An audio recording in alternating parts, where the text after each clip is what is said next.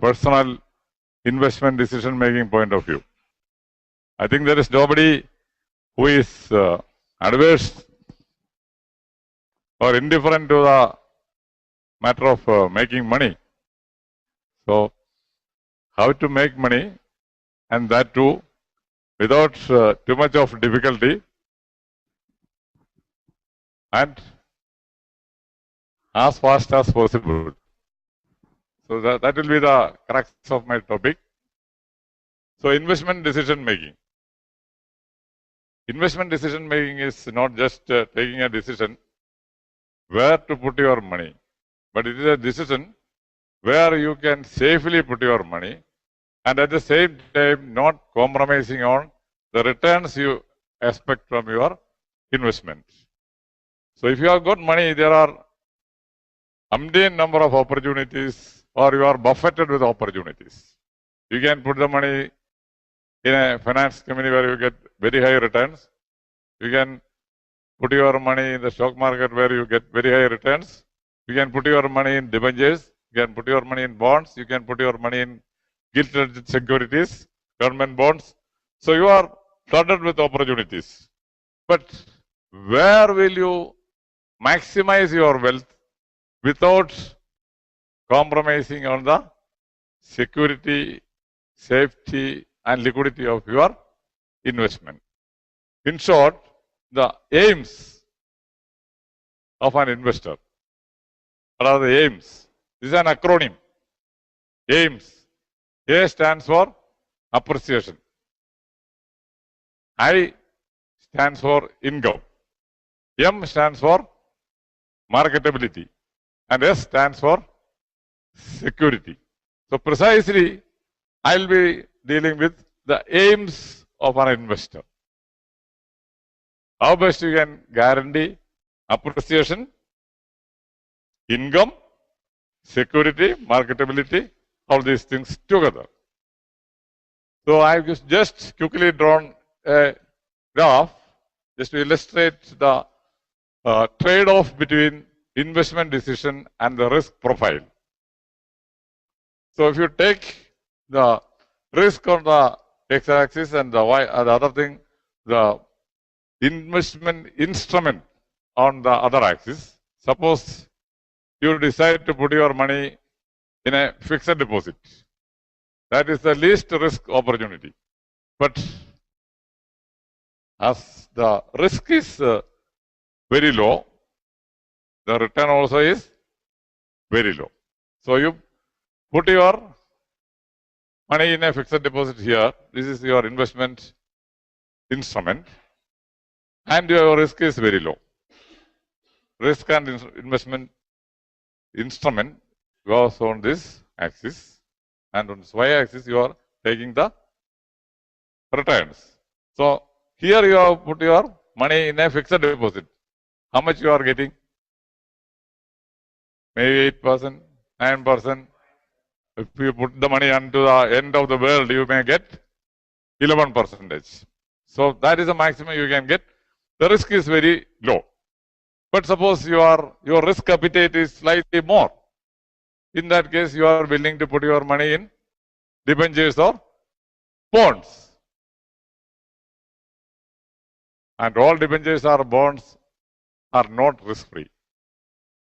There are several companies which have issued high income yielding bonds, debentures, carrying 14.5%, 15%, even up to 16% of fixed interest you are getting on 7-year maturity bonds or 12-year maturity bonds. So like that. But at the same time, there are government of India bonds or the public sector undertaking bonds. So they always give you a slightly lower rate of return, like 8%, 9%, 10% like that. But the safety margin is very high. When you put your money in Reliance Power or Suzlon Energy or in core parent rails, you don't know what is going to happen. There are people, a large number of people who have put their money in core parent rails, a company which was showing a jump in profit of 150% on year-on-year YOY basis, year-on-year basis. But finally, on a fine morning, you heard the Handa Brothers Both are from IIMs. They have not probably learned ethics in IIMs. So the company became bust and shareholders lost very heavily. I also suffered. I should not talk on ethics. Yes, taken care of. But with a rider that whenever it is absolutely necessary, I will violate my promise. Okay. So you might have heard of Sushil Handa and Sunil Handa. They were brothers. And I think our Harishankar told me this Handa, Sushil Handa had been to IIM Indore to talk on ethics and values. The person who has swindled hundreds of crores of money of you, me, and the poor gullible investors of India, he is now teaching or preaching on ethics and the value systems that is badly required for corporates. After the company corporates have got the dogs, it has become bust, he has now floated another company. I think probably Sanish was discussing with me about Claris. This Claris is now a reborn child, a new pharma company which is floated by the same old Handa brothers. And it had fortunately come to my desk when I was in Bombay for a huge corporate loan. The moment I saw somewhere the name Handa, I became very alert.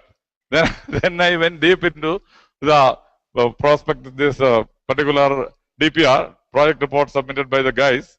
And I found out the same guys have changed their attire and they have come in a new name, with a new name that's called Claris Pharma Company. The same old practice they are going to repeat. Now they have got big loans from some other banks. And now I don't know what they will. So what I'm telling is, even debentures are risky. Depends on the financial strength, the credibility, track record, integrity, and corporate governance of the company in which you are putting your money. And if you are slightly more risk taking, your risk appetite is slightly more, then you can go to equity investments. Fixed deposit is over, gold is over, debenture is over. Then if you are your risk profile, your risk appetite is slightly more, then you can go for equity investments. Now we'll go to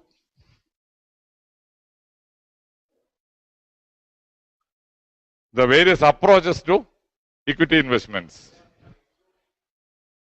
All right?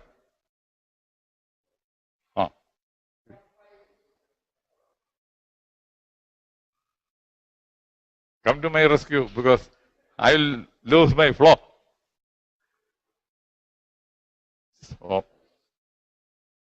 So if you have finally decided to put your money in equity, it's okay. F4. F5. 4 or 5. Done. Yes. So if your risk appetite is slightly more, then you decide to go for equity investments. And if you examine the checkered history of the Indian stock markets, you would see single epoch-making event that was stirred or changed the destiny and direction of the Indian stock market. What you call the Farah dilution of the 1970s. You might have heard of the Farah dilution. What is Farah? Yes. As per the Foreign Exchange Regulation Act, and it was supposed to be called a draconian act because as per the Farah norms, the onus of proving that you are not guilty rests with the accused. You can accuse any exporter for anybody with certain crimes, and the onus of proving that it is incorrect rests squarely and fairly on the shoulders of the accused, not on the accuser. So that was why it was called a draconian law. So as per the modified Farah norms, which Indira Gandhi introduced in the early 70s, all the listed companies in India were compulsorily, or it became rather mandatory to offer at least 10% of their equity to the Indian public. Otherwise, they cannot operate in India as a listed company. So, by sheer compulsion of the FERA modified FERA rules, many of the companies like Colgate, Palmolive, Hindustan Unilever, or Reckitt Coleman. So, number of the so-called FERA companies, they are called FERA companies, or the so-called MNCs, they were forced to dilute their equity and offer a portion of their treasured wealth, their equity, to the Indian public. And people, the so-called crystal gazers, who had the guts and the gits and the foresight to see the latent potential of these scripts, what sort of treasures they can offer you in the future, they all took it up. People who purchase or subscribe to the shares of Colgate Palmolive or Reckitt Coleman or Hindustan Unilever, and there were so many such companies, Honeywell, so many such companies, they became so fabulously rich. Colgate Palmolive, if somebody has invested in 1,000 rupees in 1972, he might have become a crorepati by 1981. I have worked it out. I don't remember the exact numbers right now, but he has become, his money has multiplied several times, more than 100 times, because it has given 1:1 bonus, 2:1 bonus, like that. So many times it has issued bonuses, because they also have a vested interest. They want to repatriate the money to their own parent company, which is functioning abroad. So they were lavishly giving share bonuses and very lavishly giving dividends, because they also were the biggest beneficiaries. If the Indian public together had 10 or 15% of the shares of the company, bulk of the shares were still with the multinational companies. So whenever they were showering the Indian investors with this sort of dividends and bonus issues, actually they were enriching their parent company, which is functioning abroad. So this was the most important event in the history of Indian stock market, which decided the destiny of the market, the stock market, Indian stock market thereafter. If some historian writes the story, the history of Indian stock market, you'll have to divide it into two parts. One will be the pre-FERA dilution era, and the other one is the after post-FERA dilution era. So this is one single incident which ignited the animal spirit of the Indian investors. So everybody became rich. So people who were not fortunate enough to pick up these jewels at the right time, they were resenting. It was a situation, as I said at the last meeting also, it was a situation of owner's pride, neighbor's envy. People who were able to pick up the FMCG or this MNC company shares at the right time, they became fabulously rich. And others who could not do it, they became very jealous. And they also started to pick up shares. So by the time the market value of these shares have gone sky high, it was beyond the reach of the ordinary man. So the ordinary people of India started picking up anything and everything which was within their wallet's power. So they started picking up cats and dogs of the market. So if you cannot touch the heroine, then I will touch at least the maid servant. That was the attitude of the Indian investors. If you cannot touch, so that was the that was the frenzy unleashed by the stock market craze, because somebody becoming overrich in a short period of time, and others who could not participate in what they will do. If you cannot touch Hema Malini, I will at least touch Chalu Menon. That was the attitude of the investors. So if you finally decide to invest in shares, what approach you will adopt? Whether you will go for a top-down approach or for a bottoms-up approach. So what is top-down approach? Dr. Kupachi will come to my rescue. When I don't know anything or I have a doubt, I will ask some of the participants. What is a top-down approach? Finish? Pardon? No. Yeah.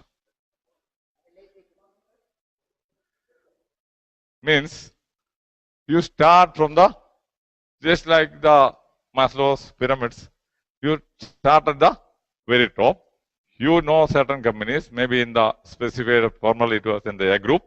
You know that IT companies are doing well. And in the IT company, you know Infosys is a jewel, or TCS is good, or HCL Technology is okay, Wipro is okay. So you have a decision. You are narrowed down and you have already taken a decision. Then I will start from Infosys.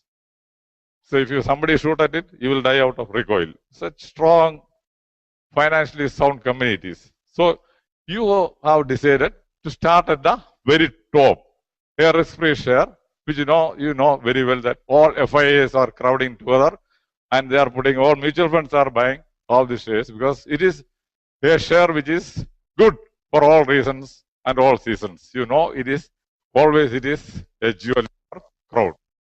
So that is a top-down approach.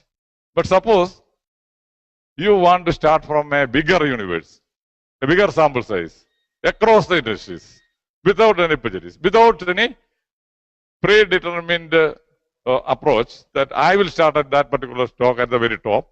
So you start from a very large universe where you have got the Suzlons of the world, you have got the Manapurams of the world, you have got the Muthoot of the world, you have the core, you have got the opto circuits, you have got all these cats and dogs and jewels jumbled together.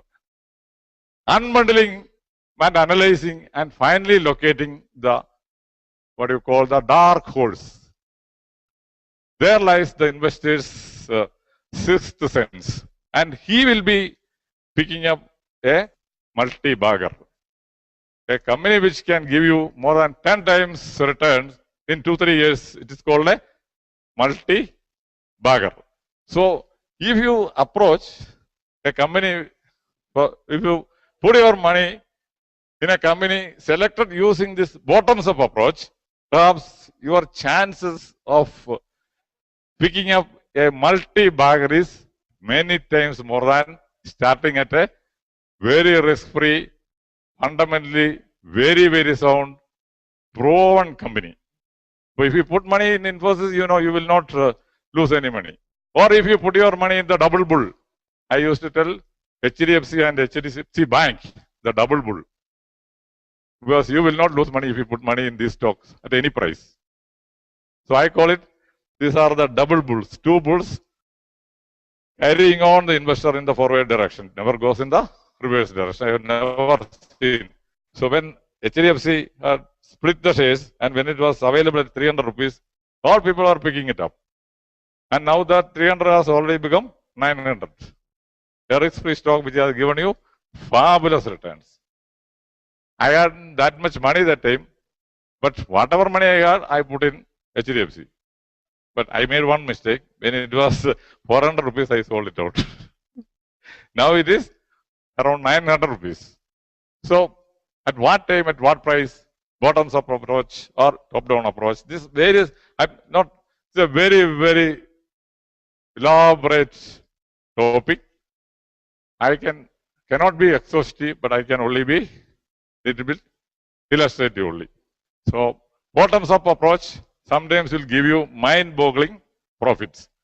Or will you select what will be the other parameters based on which you will decide at the, or narrow down your selection to particular industry and particular stock. You will look at the beta factor. What is a beta factor? Kupachi Saab. We will make it a joint venture. Yeah. if Sensex is the benchmark, Sensex are supposed moved by 10%, and your stock has moved up by 20%. What is the beta of the stock? 2. So how many times your stock has moved in relation to the movement of the Nifty or the Sensex? So a high beta means,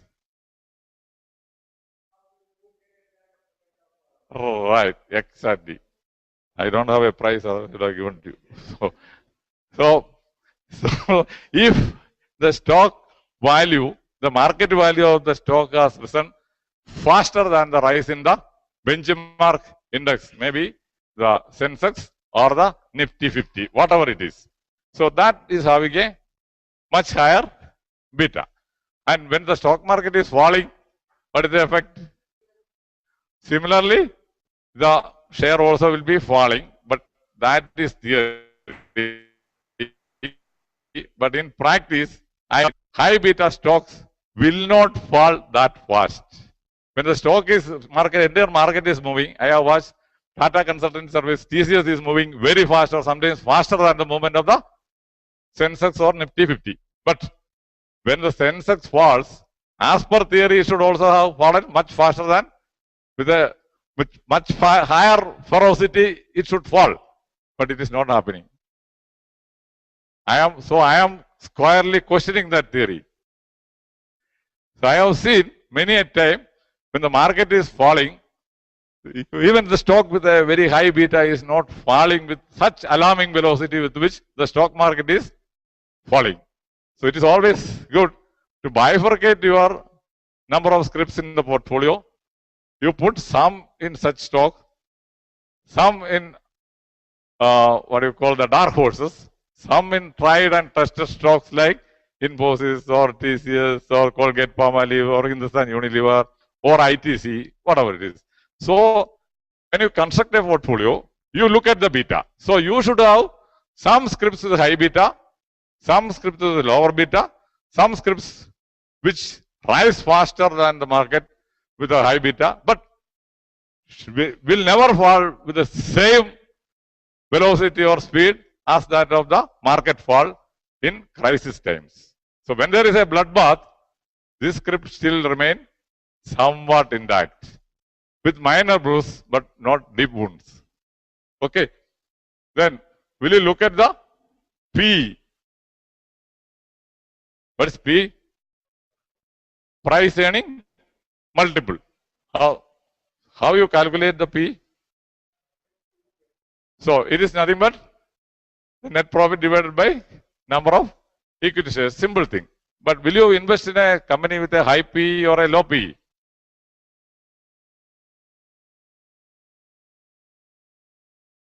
High P?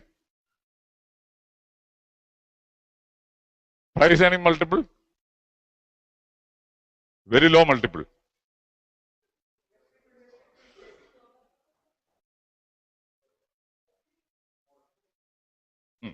High P means you have already reached the peak levels. More expensive. More expectations also. I was looking for that word. A high P script has built into it lot of expectations. That's why a price and whereas some other scripts with much lower, like can give an example? Like IDBI Bank is an excellent example. SIV. SIV also is there. And you come to some of the stocks like Textools. It's a wonderful stock based in Coimbatore. Or Lakshmi Machine Works. Or even you look at the MRF. What is the price of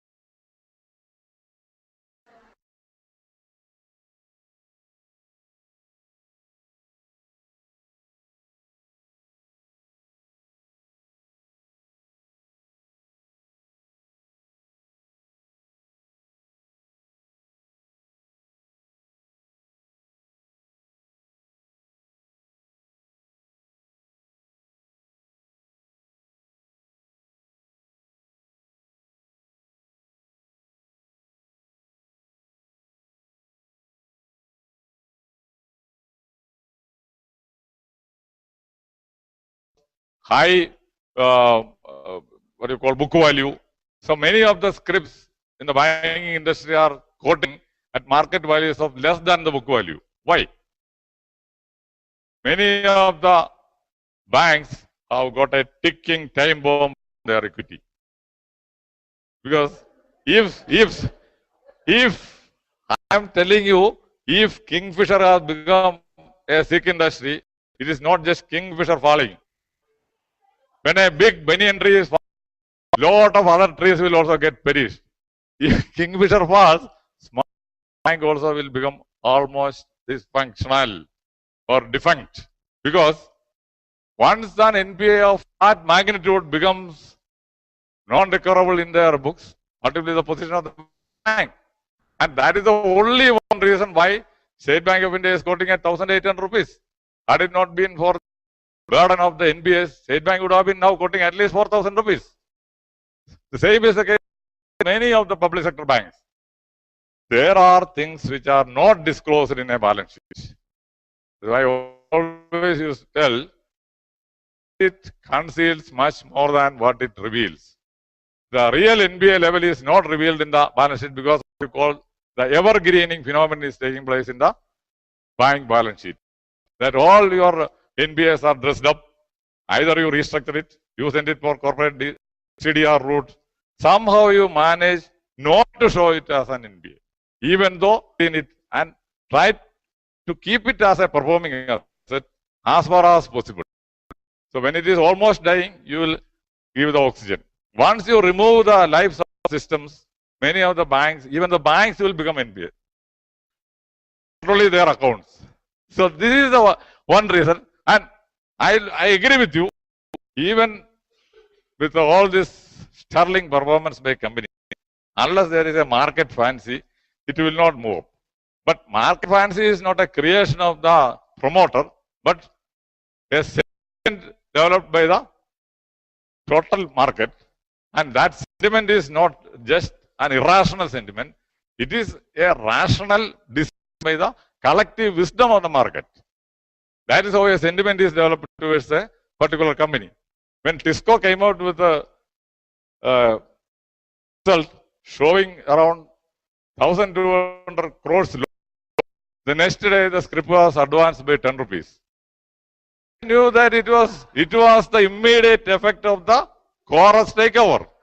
And within a short time, Chorus will turn around. And once Chorus turns around and starts contributing to the kitty of this Tisco, it would be a performance.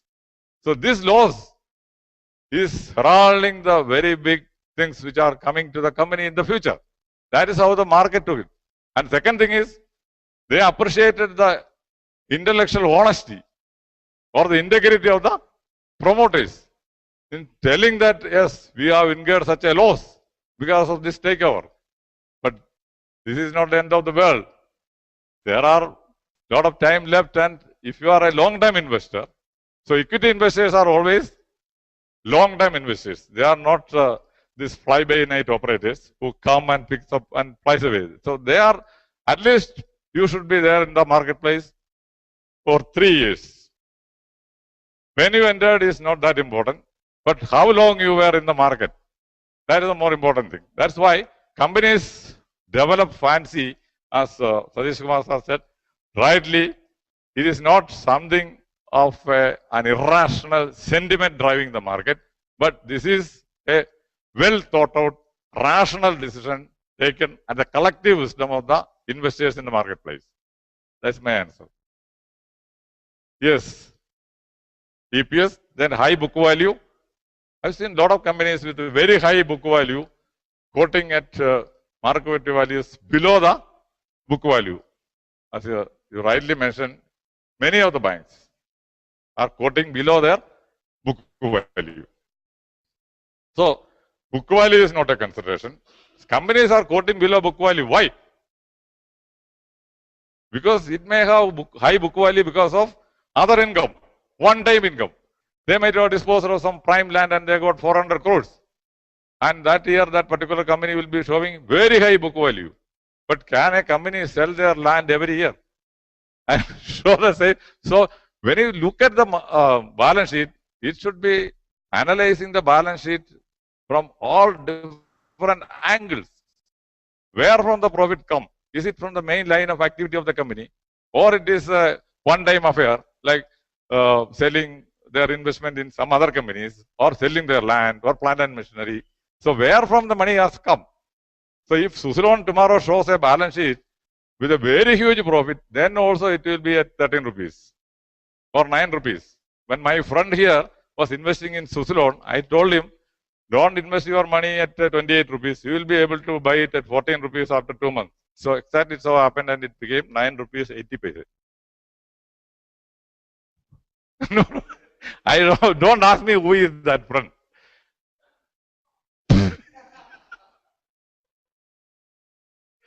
So some others look at what the role played by the foreign institutional, yes, foreign institutional investors. Many people take it as an unmistakable indicator of the financial soundness of a company when all FIAs are crowding together and putting their money in such and such companies. So if there is a very large chunk of investment by foreign institutional investors in a company, many gullible investors simply go after the trend set by the foreign institutional investors. If they have got a 50% stake, 60% stake in a company, that if JP Morgan or Morgan Stanley or Merrill Lynch or these guys, if they have put in that much of money after so much of research, then I can also put my money. But we know the we know the integrity of the so-called foreign institutional investors. They are all Pied Pipers. If you blindly follow them, you will end up in disaster. So the stake of the mutual funds. So that also is some people take it as a thumb rule. If mutual funds have put a lot of their money in particular companies, so it is clearly indicating that the particular company will be a treasure island in the coming days. So some people will jump into inference, but don't believe anybody. In the stock market, the golden rule is be a doubting Thomas. You should be constantly entertaining what you call a healthy skepticism. You should be a skeptic in the stock market. Don't believe anybody. Don't believe the FIAs. Don't believe the mutual fund. Don't believe the so-called analysts. Will you believe the analyst recommendation? Then you are doomed. Sometime back, repeatedly CNBC was recommending to buy, what is that company? Welspun Corporation. Welspun. That time it was around 340 rupees, and now what it is less than 100 rupees, 70 rupees or 60 rupees. Repeatedly these guys were recommending to buy Welspun. There is a lot of steam left asset. It is going to move like the juggernaut of Puri. Buy. Every time, morning, evening, every time he was telling you buy. It is going to be a dazzling horse. It will fetch you a big fortune in the coming days. But what happened, you know? And similarly, these guys were recommending to buy, what is that, Kishore's company? Ever Irrigation. Well, after all these recommendations, and people bought all these shares, and that guy has sold out all shares. After that, he was imprisoned. Kishore was in the prison. Again, he was an IAM product. Sorry to say. And you said one point, I'm not elaborating at the beginning. So, and I tell you, as far as I know, you can verify, of course, to be a doubting Thomas. And SKS Microfinance, even the Katamaram, you know Katamaram? Katamaram. If you speak good English, you will say Katamaram. Ordinary people will say Katamaram. If it is Katamaram, then it is good English. There's no double consonants in the English language. So it's Katamaram. Let us say it is Katamaram. So they have put all their money in the SKS Microfinance. And Infosys lost, not Infosys, that investment vehicle promoted by Narayana Murthy lost very heavily. The man who was supposed to be the very symbol of, or the very incarnation of all values and all integrity and corporate wisdom, he has put all his money of this investment company in SKS Microfinance. That was one day I started doubting the lofty preachings of Narayana Murthy. And he publicly admitted we made a very big mistake. It was a very big amount that they lost because of their investment in. And this was also one company which was very, very vehemently recommended by the so-called analysts in CNBC, NDTV, Profit, and all these guys. ET Now, everybody was recommending you buy SKS Microfinance. Then, fundamental factors and technical factors, or a combination of both. So, fundamental factors are factors which are fundamental to the economy of the country, as well as factors which are fundamental to the performance and future of the particular company. So, fundamental factors can be divided into two. One is the fundamental factors of the economy. Other one is the fundamental factors of the company. So, fundamental factors of the economy means the GDP growth, the attitude of the government, so the interest rate scenario in the country. So, what is the cost of funds they are able to mobilize? What are the diversification and expansion plans of the company? In which way the company is moving? What is the direction of the movement of the currency? How best is the political stability in the country? What is the nature of the budget? What are the budgetary provisions? The direct duties, indirect duties. All these things are going to have a direct impact on the net profit and therefore the back of profit. Then the expansion and diversification plans of the company. So, fundamental to the economy. And the biggest fundamental factor as far as India is concerned is rainfall.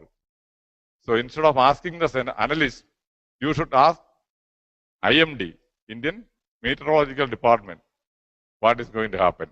Then you take an investment decision. That will be the best decision.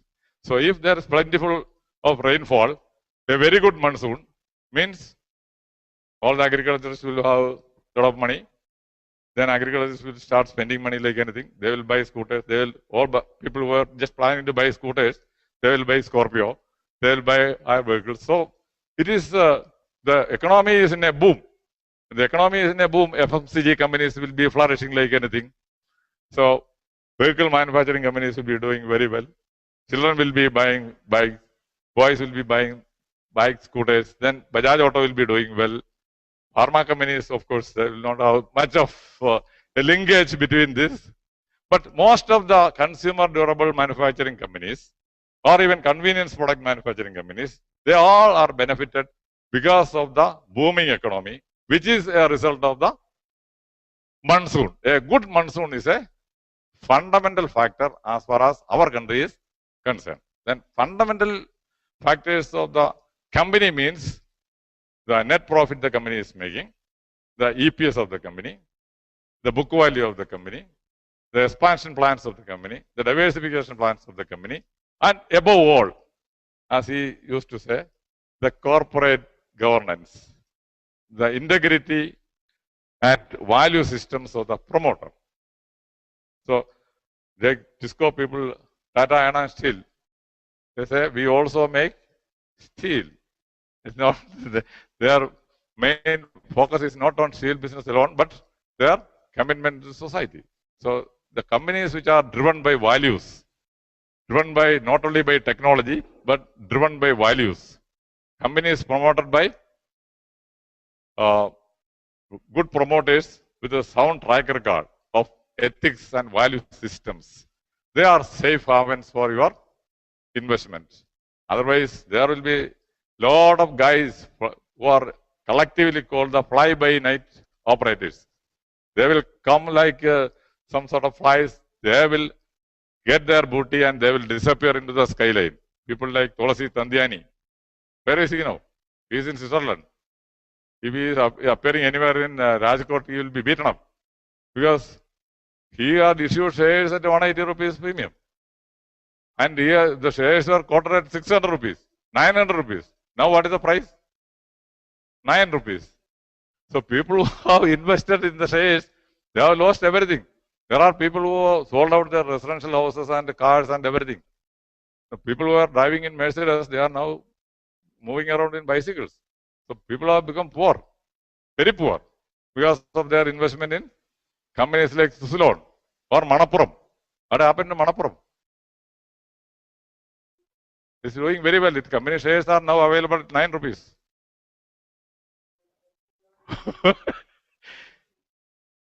I will slightly modify your statement. It was doing very well. But it is not doing very well. Those golden days are over.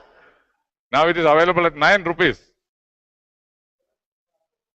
The same company which has rewarded the Indian investors at the highest in percentage terms, at the highest rate in the year 2009 or 10. That was this Manappuram company was the company which was rewarded the investors at the highest rate of return in India. And that company has now ensured that they have given the lowest rate during the last 1 or 2 years, and people have lost their life savings. Many people have lost their entire life savings by their investment in Manappuram.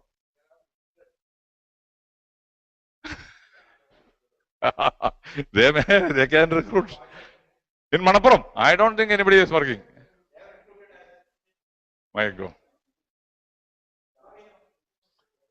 God save them. So there are fundamental and technical factors are mainly the Badala charges, the carrying costs, the option prices, how much you have to pay for your options and futures. All these things are technical factors. So how much leveraged buying you can do in the market. So if options are bought by people in very large quantities, when the carrying cost is very low, the initial margin is low, maintenance margin is low, then naturally people will be tended to buy options and futures in very large quantities. That will act as a trigger and the market will be moving up like anything. So when the market is likely to fall, then there will be lot of put options. So earlier it was long positions, and long position is a bull and short position is a bear. And it is very difficult to manage without losing your bearings amidst the bulls and the bears. So the art one investor has to develop is not to lose your bearings amidst the pulling pressures of the advancing bulls and receding bears, where you will stand. So in order to take a balanced view, you will adopt a combination of both these fundamental factors and technical factors. And if I go on, I will not be able to finish off any time in the near future. So, portfolio size. So, simply I just wanted to, if you are constructing a portfolio, what should be the size? What should be the number of scrips? If you take the number of scrips and the risk on the y-axis, I could not complete it. So, if the script number is very low, the risk is very high. And as the number of scripts increase, the risk is getting minimized, reduced to some extent. After some time, when you increase the number of scripts, the risk also is drastically increasing. So there is an optimum point, an optimal level, that is around 15 to 20 scripts for an ordinary investor, where the risk will be well balanced, minimum. So if it is very few, say you have got 2 or 3 scripts only, the risk is very high. Or if you have put your entire money in one script, Infosys, tomorrow Narayana Murthy dies, there is a big problem among the directors. What will happen? You lose all your money. So anything can happen in the stock market. When somebody shoots at Obama, the market will crash. So the stock market is an unpredictable marketplace. So if you put all your money in one script, the risk is very high. So you spread your risk, even out your risk, average out your risk by investing in the optimum number of scripts. This will be the optimal level. For ordinary investors, it is said that 15 to 20 scripts will be okay. Unless you are a mutual fund. I'm talking about ordinary investors. So after a certain level, if you go on increasing your number of scripts, the risk will also be drastically increasing.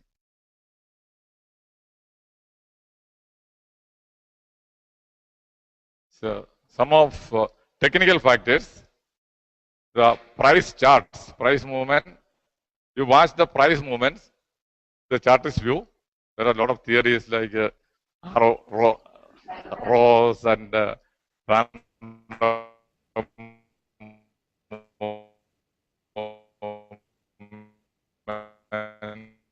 random walk theories, daily moving average, quarterly, all so many theories are there. There's no dearth of theories, but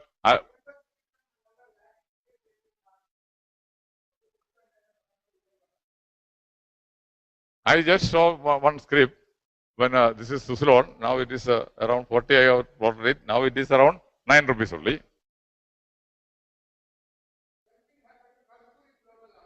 Same thing, same thing. Same thing has happened. Bokata also same thing has happened. It was check. Again it has bounced back. It was a colossal fall from 1,600 to 160. Now again 1,000 rupees. This is I just wanted to explain this. What is called the H&S means head and shoulders formation. Just like the candlestick formation, there is what you call the head and shoulders formation also.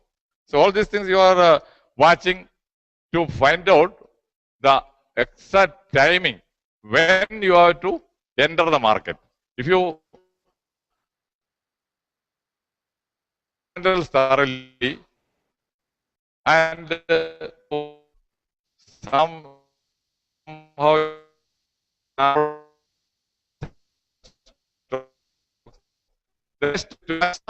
taking the price for safety.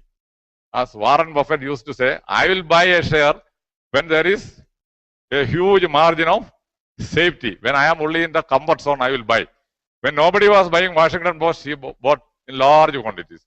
Coca-Cola, there was no buyers, he bought in large quantities. Berkshire Hathaway, nobody was looking at that, he bought in large quantities. That's why he is still continuously remaining as world's number 1 or 2 richest man for the last several decades. Now it is number 2. Okay. A person called Slim is number 1. Who is Slim? Slim is number 1. Carlos Slim of Brazil. And Slim is not that slim because he is the richest man.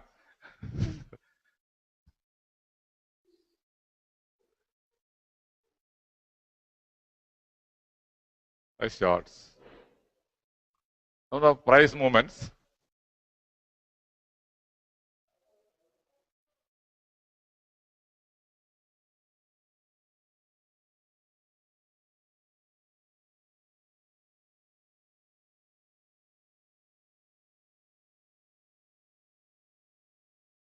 This I have already once discussed, but there are some new phases here. I will just very quickly that also. The accomplishment in the 10 commandments. Do not rush in. Experience is the biggest teacher. If somebody tells you, yes, look here, Dr. Kupaji has made a lot of money from investments. Yes, I will also make money, and don't rush in and buy all cats and dogs of the marketplace and become poorer. Do not put all your eggs in one basket, even if it is a gold mine. In the great Californian gold rush, it is not the people who excavated for gold that made money, but people who are making spades, axes, because we turn a So do not put one basket. Do not buy a share just because it is. Don't buy Manappuram, don't buy Ceylon, don't buy Everon. don't. No, I am just giving you some examples. I have nothing against Tulasi Tandjani. I have met him in Rajkot. That time he was the most worshipped man in India. Don't hesitate to buy a share because it is high price. It is high price because it has got such very strong fundamentals. Be prepared to accept losses. One cannot be always correct. If you have made a mistake by putting your money in one script, and if you are losing money, cut your loss and get out of the script. That is one lesson which I have learned. When I had this jewelry gem manufacturing company called Gitanjali Gem. When Gitanjali Gem was quoting at 800 rupees, it was slightly falling. Then I inquired here and there. Then I smelled something, a rotten rat somewhere. When it was 600 rupees, even though I had purchased at 700 rupees, at 600 rupees I sold out everything and escaped. I lost money, but I didn't lose all my money. So cut your loss and get out of it. Now what is the price of Gitanjali Gem? It's around 200 rupees only. It will come down still further because of the government policy. That is a risk. Why Titan has gone down so much? So be prepared to accept losses. One cannot be always correct. Don't invest in sunset industries. Invest in growth stock. Say, nobody will now invest in Hindustan Motors, manufacturing the good old Ambassador car. Why? Because they have not modernized, they have not resort to state-of-the-art manufacturing technique or new product lines, nothing they have done. The same old mold, they are still functioning. So some government departments are buying, they're surviving. So, or jute industries, or some of the textile industries.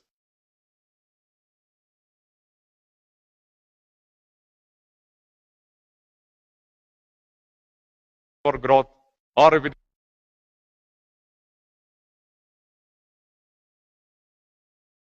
that is the principle. Don't fall in love with the shares. Also avoid love at first sight. See, if somebody is telling, or apparently because of some dressed up balance sheet, it appears very beautiful. But balance sheet is all dressed up like anything. It is just like the bride on the wedding day. It will be extremely beautiful. But as you start analyzing the balance sheet, removing the mask one after another, you will see the real color, real shape, and it will be disgusting. So don't invest in shares just because somebody is telling it is very beautiful. You take out the mask and the dressing material one after another, analyze it thoroughly, find out the real shape, real size, real fundamentals. Then only you take a decision to invest. Also avoid love at first sight. So somebody will be telling, that is good. Avoid love at first sight.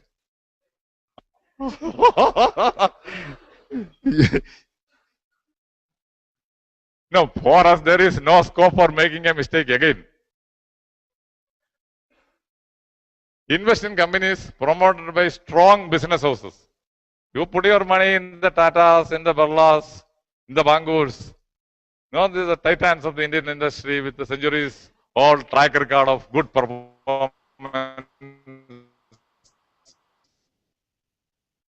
Good integrity. Such companies. Avoid shares in which price manipulation by promoters is very high. That is a very, very fundamental thing. So people say, last year or year before last, Mukesh Ambani presented an helicopter on the wedding anniversary to Neetu Ambani. All this money was made by manipulating Reliance Power. From some 20 rupees, it went up to 400 rupees. He sold out all the shares, got around 500 crores rupees in 2-3 days time, purchased the helicopter and presented days and years open. Any information is relevant. You will be flooded with the data, overabundance of data, but filter through the data, narrow down on the real, valuable, decision supporting information, not data. Don't believe on data, but filter through the over data, take out the real, valuable information which would act as a decision support system, and you take optimum decisions, informed decisions, and right decisions, where decision at the right time is pure driven by logic, and logic alone can work in the stock market.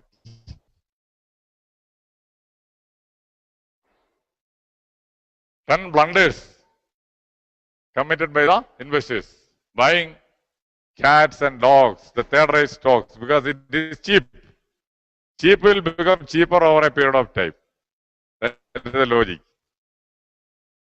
Buying when the price is plummeting. Price is plummeting because there are very strong, compelling reasons for that price fall. So don't try to catch a falling knife.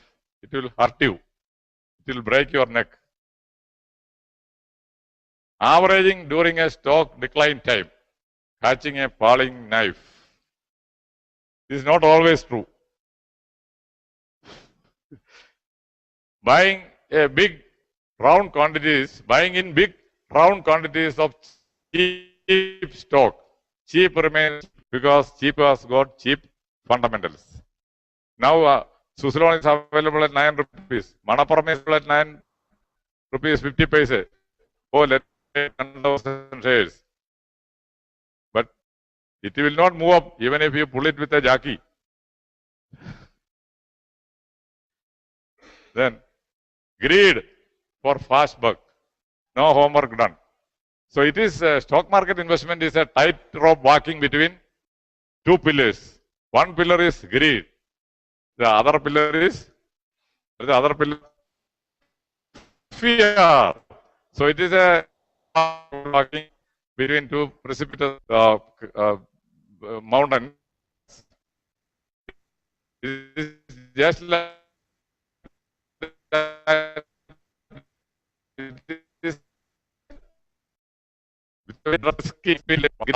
fear. And when you overcome fear, you become greedy. And it is that point trading on tips and rumors. Oh yeah, Jhunjhunwala is buying, let's buy.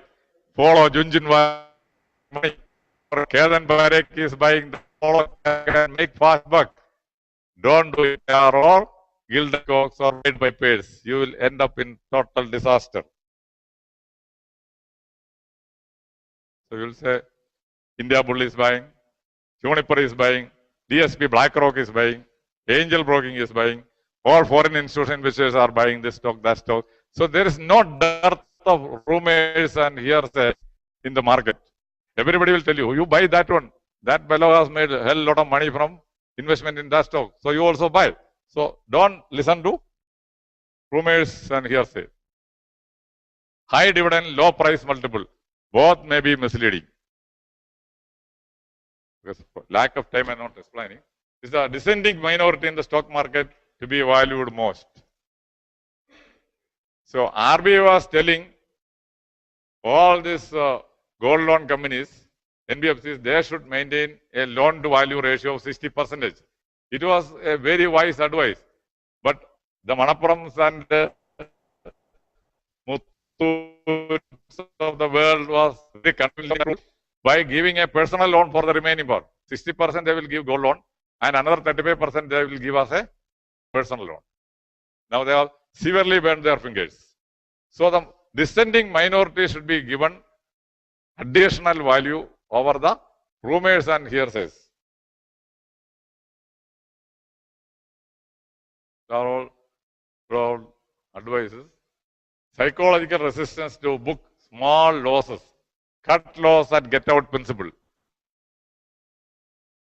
Forcing strict price limits while trading. Worrying to death about negligible amounts.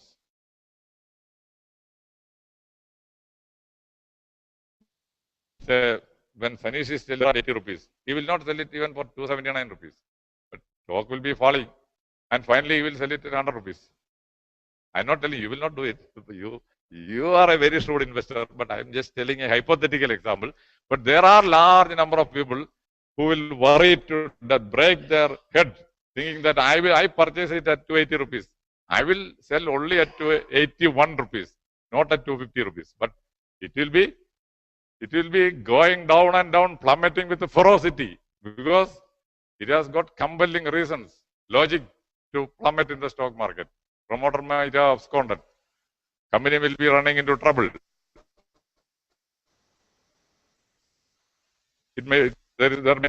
So don't have such predetermined, such unchangeable, inflexible attitude regarding the price at which you will sell and escape, especially in a crisis situation. You sell even at fire sale prices and escape, because whatever you save is left to you. Otherwise, it will be simply evaporating off the stock market.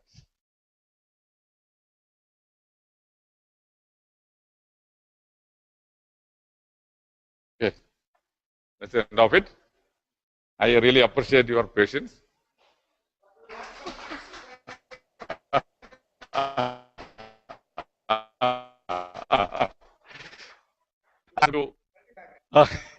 A glimpse, at least some view of the dynamics of the Indian stock market, how it can be used as an El Dorado, a treasure island for making money and also for losing money, and how will you take the right decisions?